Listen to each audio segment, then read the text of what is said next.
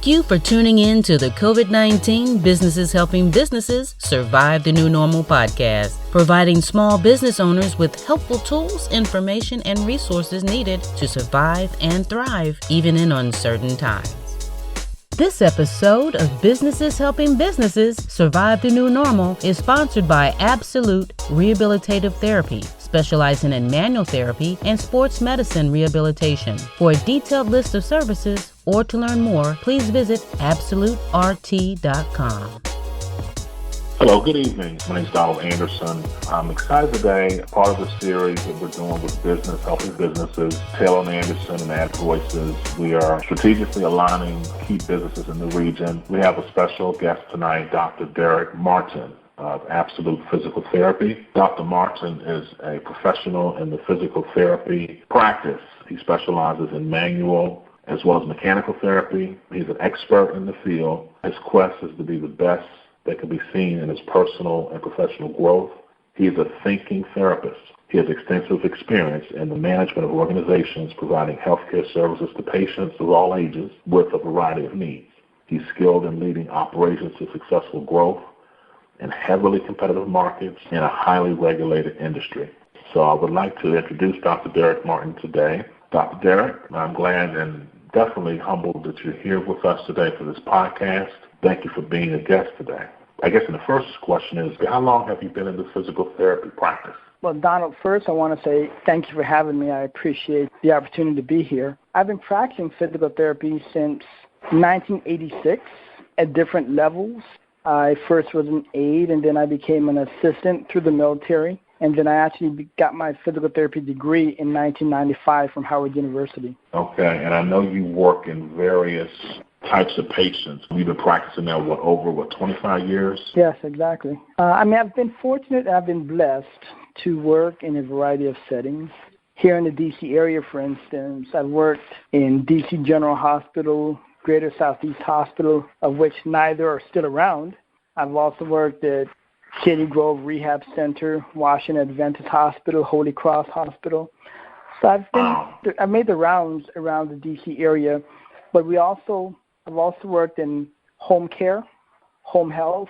I've specialized in burn wound care. I've done assisted living. I've just done a variety of pretty much every type of therapy that's out there.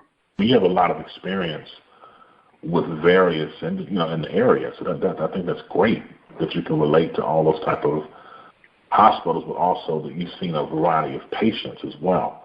Growing up in the industry, they always taught us to, you start your career in the hospital. Not only do you get to start your career there, but you get to have joint rehabilitation services. You work with an occupational therapist, a speech therapist.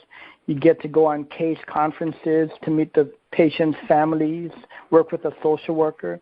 It just gives you a total, complete care of the patient. And by doing that, it enabled me to eventually venture out using that same knowledge that I gained in a hospital-type setting to open up my own practice. Wow. Can you relate to the audience on PPOs and the different insurances?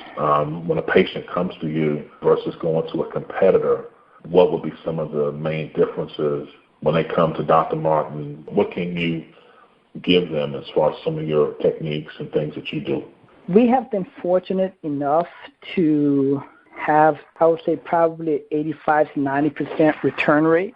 When patients come to us and we get them better in their discharge, should they need therapy again, they tend to come back to us. So we've been blessed that way. Now, I don't know what my competitors offer, but when I get a client in the office that says, well, I've had physical therapy before and it didn't help, my question to them is, well, where did you go?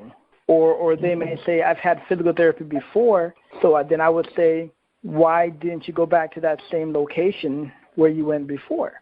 Right. Now, I'm not trying to get rid of them, but I'm just kind of getting a feel for what's out there as far as the competition.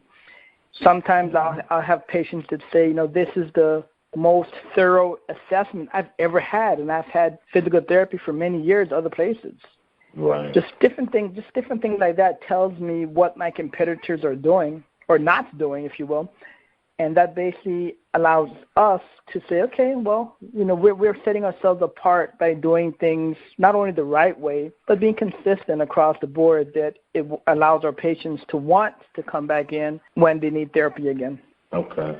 Because I know some of the things, just a little bit I know about therapy is that you have the manual process and then you have the mechanical. And there could be some patients out there that, whether they got back pain or diagnosed with sciatica or knee swelling or, they've had issues maybe with an auto accident and they just can't get themselves quite right. The first thing they tell them is go get physical therapy, and the differences with those two treatments. And I know you can break those down. Can you tell the audience on manual versus mechanical when you assess a patient, how you look Sure. at that? First, I want to say, physical therapy is standard across the board. I mean, you have physical therapy in schools from the West Coast, the Midwest, the East, all to the East Coast. But it's amazing to see how differently we treat. I did an internship in Oregon, for instance. And in Oregon, they don't use a lot of mechanical therapies. They may do a lot of manual therapy. They use different types of frequency, but they don't use traction. They don't use, at least the places I went to, I worked at when I was in Oregon. Now, the main difference, when someone comes into therapy, they receive an evaluation from the clinician. The clinician assesses them. We make a plan of care for them based on what we find as their problems. And then once that's done, we put together a plan in clinic and a home exercise program for them as well. Now, not everyone needs mechanical therapy. When I say mechanical therapy, I'm talking electrical stimulation, ultrasound, hot cold pack, TENS units, stuff like that. Now, with manual therapy, basically we're laying hands on the patients. The founder of physical therapy back in the day, they always talked about manual therapy, the importance of laying hands on the patient so you could feel what's going on with the tissue. A lot of the patients that come to us, they tell us that a lot of other physical therapists no longer do manual therapy. I don't remember exactly what date it was, but years ago, insurance companies stopped paying for massages. We used to have a massage code, and you could bill that massage code and get reimbursed. But insurance companies stopped paying for massages because they said massages were not necessary. It was basically used for relaxation, not for therapeutic needs. So a lot of insurances, well, if they're not going to pay for it, therapists stop doing it. I was going to ask you, especially with diabetics, sometimes with circulatory issues, would you say when you contract the muscles and the manual therapy, doesn't that help a person with circulatory, with the blood flow? It does. There are a lot of different manual techniques you can use to increase blood flow, lymph drainage, things of that nature. Now, you can put machines on them to contract and relax the tissues as well, but the machine is not going to feel the tissue, how it's responding to the treatment. That's why it's very important, I believe, to lay hands on the patient. So not only can you feel what the tissue is doing, you can actually feel it improving at the same time. Right. Yeah, that's really important because I know a lot of times, especially when you're dealing with, as we get old, we have these little aches and, we just have things that pop up and you just don't know other than being gay, you deal with it at home, but sometimes having the physical therapy is what you need, but you just don't know what to do. And have a professional that can go through, that knows the difference, especially when it comes to your knees and your joints. That's vitally important. Is there a big difference when it comes down to certain parts of the body when it comes to like your joint mobilization or certain techniques that you would recommend as a therapist? Well, there are a lot of different techniques, yes. However, it all depends on what the therapist assesses when they see the patient.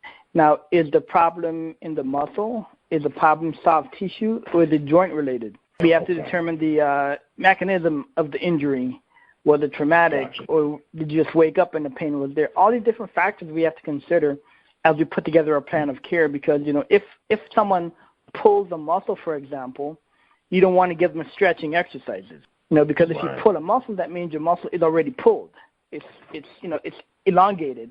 And if you give them stretching exercises, you're elongating it even more, which will exacerbate your patient's pain. So I always ask my patients, you know, is it a strain or is it a pull? Because if it's a pull, that means the tissues are far apart. I want to bring them back together. So in other words, that's done through strengthening. Now, if they've been working out and they hurt that way, the tissues may be stacked upon each other. Therefore, I want to stretch them apart to put them back into the normal position. So those are just an example of things that we have to consider as physical therapists as we put together a plan of care to best take care of our patients. And that would be best done through the manual process? That could be done through the manual process, exactly. Best done through the manual. I mean, of course, you can do it with mechanics and mechanical exercise as well. But, again, when you get a patient in that situation, it's best to, I believe, it's best to do it manually, just because as the tissue loosens or contracts, you can feel it with your hands, and you know that you're either doing something wrong and you can adjust, or you're doing it right and you're going to get the results that you want. But with mechanical treatments, you put the machine on, you walk away. You really don't know what's going on until you take the machine off, or unless the patient complains of discomfort during the process.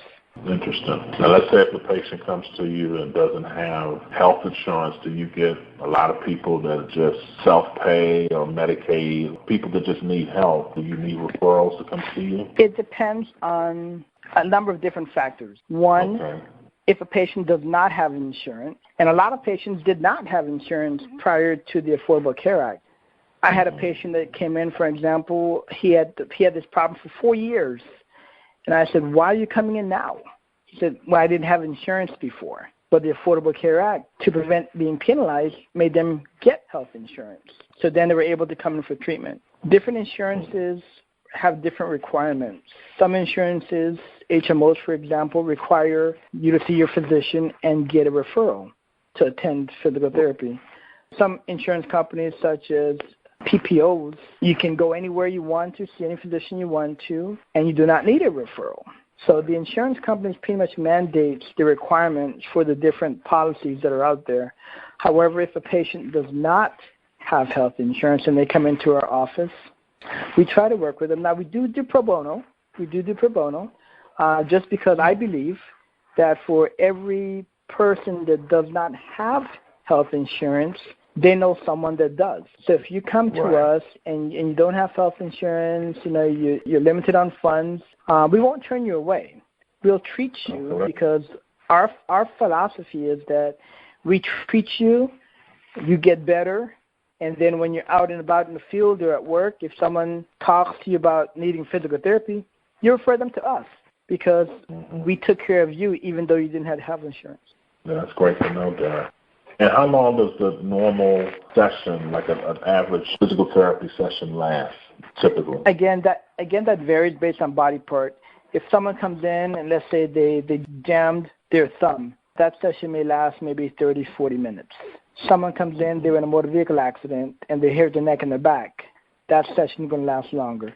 The longest session in our clinic is an hour and a half. We tell our patients, when you schedule your appointments, we understand you guys have schedules too, so we're not going to ask you to adhere to our schedule, and we are not adhere to yours.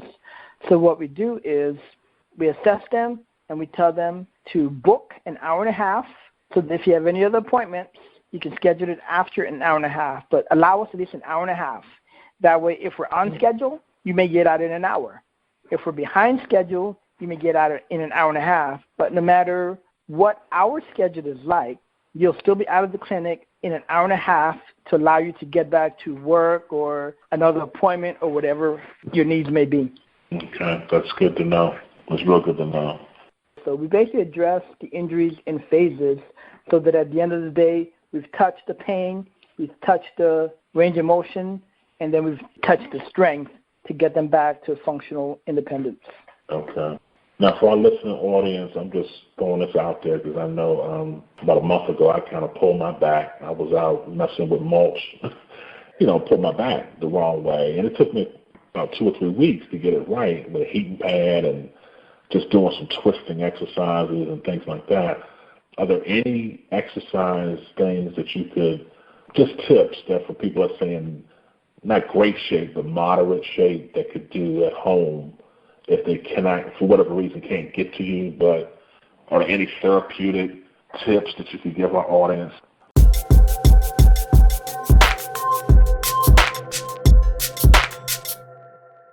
With over 2 decades of experience, Absolute Rehabilitative Therapy is emerging as a lead provider of physical therapy services within the D.C. metropolitan area, specializing in manual therapy and sports medicine rehabilitation. Our team of caring and professional physical therapists is dedicated to providing the best possible care to everyone. For more information about our specialized rehabilitative services, please call 888-320-2316. or visit AbsoluteRT.com for the absolute best in physical therapy care.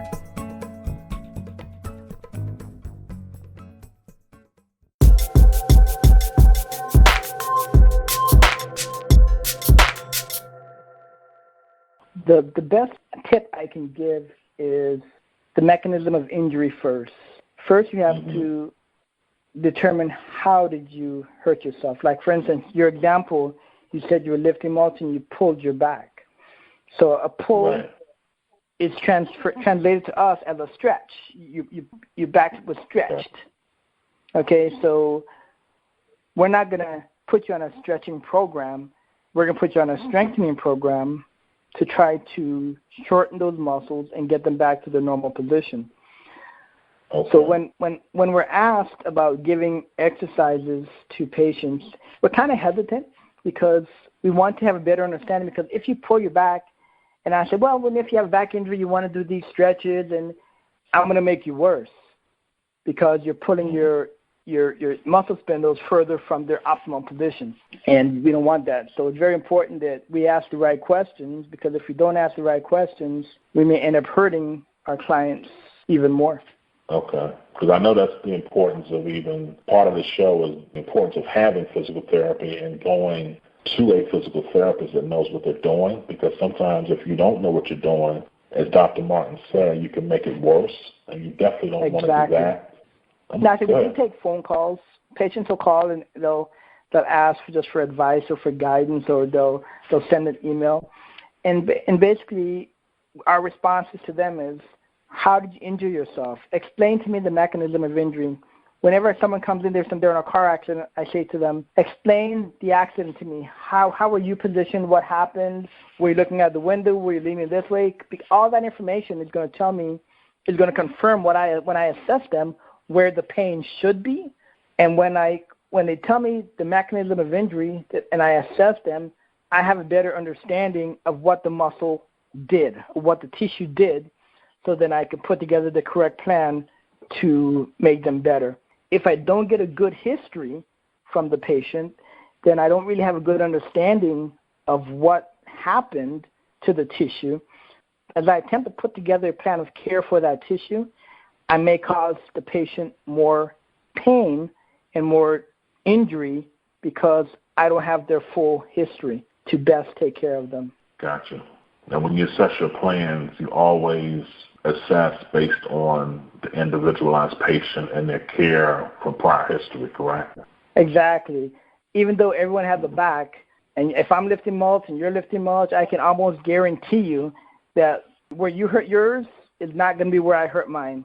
And even if it's on the same side, I may be at a different level than you are, but, every injury is not the same. Yeah, I hurt my knee. I hurt my knee too. I had the same problem. Not really. You may have had a knee injury. I had a knee injury, but I can guarantee you the mechanism of injury or the tear, if you will, may be different based on how you did it. Right. That's very interesting. Because a lot of times when people hurt themselves, they try to figure it out, but they just don't know. And physical therapy is like a hidden science when it comes to the manual versus mechanical. And I didn't even know until talking to you what the difference was. So I just think it's important to, go to the right person so they can diagnose you and get the right treatment to you.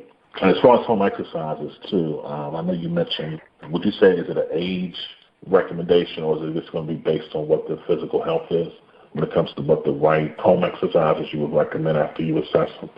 Oh, definitely. It has to do with age. It has to do with activity level. Mm-hmm. I can tell a 12-year-old to run, for example, for his ankle or for his knees, but if I tell my 65-year-old to do the same thing for the same knee problem, it's not going to work, Or I could tell a 65-year-old to do this stretch 4 times a day, 3 days a week.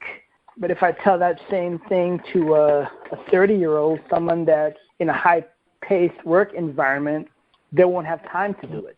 So I look at my patients' level of function, their activity level, their age, and I try to put together a program that I know they're going to do at home. Because if I just have a generic program for everyone, some will do it, some will not. We have to specialize our programs for a specific individual to ensure that they benefit from it. Gotcha. There's one other question I want to ask you about your diagnosis, Derrick. What are your top 2 or 3 diagnoses that you see as a practicing therapist that come through, that you see the top 2 or 3 most common? Okay. I want to preface this by saying we as physical therapists, we do not diagnose, okay? Oh. We do not diagnose. However, we do assess. Yes, okay. I just want to make sure I made that clear. But we do treat diagnoses. Okay, the physician might say, okay, I have this patient has a neck injury, whiplash, or the baby has torticollis or cranial cradle cap, something to that effect. Mm-hmm. Our different offices, they treat different diagnoses based on location. In other words, the Lanham office, for example, has a high, I don't want to say geriatric population, but an older population, 50s and up. Now, my Waldorf location has a younger population. We see a lot of pediatric patients in the Waldorf location. We see a lot of neurological patients in the Waldorf location. And we see a lot of motor vehicle accident patients in the Waldorf location. Interesting. Now, do you find the patients are different demographic-wise? That's Prince George's County, which is Lanham, and also down in the Charles, Southern Maryland. Do you see a big difference in the patients from what you've seen? We do. The demographics is different in the different counties, and not only is the demographics different, the money that the individuals will make is different as well. So you're saying the professional industry, or I guess the working class patient from Lanham, Greenbelt to Waldorf is different. Yes, and you try to work with them being the patients based on their different financial levels. Some can afford to pay copays, some cannot afford to pay copays. You have to get insurance. You get insurance. Some insurances require a copay. Well, if I have a high copay, my monthly premiums are going to be less because I have a high copay. If I have a low copay, my monthly premiums are going to be more. So these are just a few factors that's taken into account when patients are getting insurances. They think, well, I can't afford to pay $500 a month, so I'm going to get an insurance plan that I can pay $300 a month, but then I have a $75 copay. And what they don't realize is they're banking that they don't ever have to use physical therapy or some other medical treatment program, because every time they come in for a copay, it's $75. But some will prefer to pay the $75 each visit just to lower the premiums on a monthly basis. When you deal with HMOs versus PPOs or POSs, the patient is the one that ends up losing out because the therapist will assess them and put together a plan of care. You hurt your back moving mulch. Okay, I think you should come to therapy for 2 times a week for about 6 weeks, 12 sessions. Based on the plan that I have designed for you, you will get better. Okay? Absolutely. Now, if I go through a HMO with a referral and it says 3 visits, and then it takes 2 weeks to get the next referral, okay, now we're cutting into the program, the plan of care that the therapist has laid out for that specific patient. And not only does the patient take longer to get better, if they get better at all, but it really hampers the plan of care that was established for that patient to help return them to the functional independence. Yeah, that's important because a lot of times people with insurances, they don't know, so that's good. And the fact that you are one of the few physicians that you actually do pro bono, you help patients in all areas, and you do accept people and help them. So that's a good to know. So one parting thing I want to do is the franchising. I know your practice has some big plans that we're going to talk about in the future on the next podcast, but I know you have some plans with physical therapy out of Sarasota, Florida. I just wanted you to touch on that some on this initial show because we'll have listeners really all across the region, but just talk a little bit about your expansion and the other services that you're going to be partnering with on the East Coast and how that will impact people not only locally but also in the region. So if you can just touch a little bit on some of the future plans for Absolute Physical Therapy. Appreciate that. Yes, we have franchised with Physical, FYZICAL, Physical Therapy and Balance Centers, headquartered out of Sarasota, Florida. They have 400 clinics nationwide. And as we prepare to move our clinics into the future, we made this decision, a hard decision it was, but we think it's the right decision because what it does, since there are 400 clinics under this one umbrella, it gives us a very good resource. We're one big family. We can tap into the other clinicians, their knowledge base.